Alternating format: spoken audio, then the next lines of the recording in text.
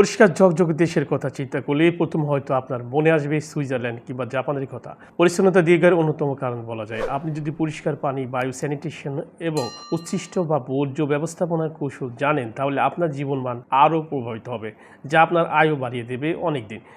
যেসব দেশে উচ্চমাত্রার দূষণ রয়েছে সেই সব দেশ অসংক্রামক রোগের কারণে মৃত্যুর হার বেশি। ডব্লিউএইচওর মতে পৃথিবীতে যত মৃত্যু ঘটে তার ৭৪% অসংক্রামক রোগের জন্য ঘটে। আর জাপান তার অতুলনীয় পরিচ্ছন্নতা, নাগরিক শৃঙ্খলা এবং পরিবেশ সচেতনের জন্য বিশ্বব্যাপী সবচেয়ে পরিচ্ছন্ন জাতিগুলোর মধ্যে অন্যতম হিসেবে ব্যাপকভাবে স্বীকৃতি পেয়েছে। এই পরিচ্ছন্নতার পিছিয়ে কোনো জাদু নেই, বরং এটি তাদের সংস্কৃতি, শিক্ষা এবং সুশৃঙ্খল অভ্যাসের এক চমৎকার সংমিশ্রণ। তাদের পরিচ্ছন্নতার গোপন রহস্য চর্চাগুলো যেটা রয়েছে সামাজিক দায়বদ্ধ বোধ। জাপানিদের বিশ্বাস নিজের চারপাশ পরিষ্কার রাখা ব্যক্তিগত দায়িত্বের পাশাপাশি একটি সামাজিক কর্তব্য। বিদ্যালয়ের শিক্ষা, প্রাথমিক ও মাধ্যমিক স্কুল থেকে শিক্ষার্থীদের নিজেদের শ্রেণীকক্ষ, হল, মেঝে এবং এমনকি টয়লেট পর্যন্ত পরিষ্কার করতে শেখানো হয়।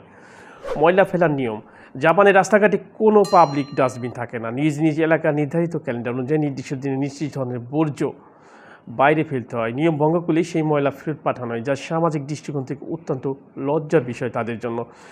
বিশ্বকাপে জাপানি দর্শক, ফুটবল বিশ্বকাপ অন্যান্য আন্তর্জাতিক ক্রীড়া আসরের গ্যালারিতে খেলা শেষে জাপানি দর্শকদের নিজেদের বর্জ্য বা আশপাশের গ্যালারি পরিষ্কার করার দৃশ্য বিশ্বজুড়ে তুমুল প্রশংসিত হয়।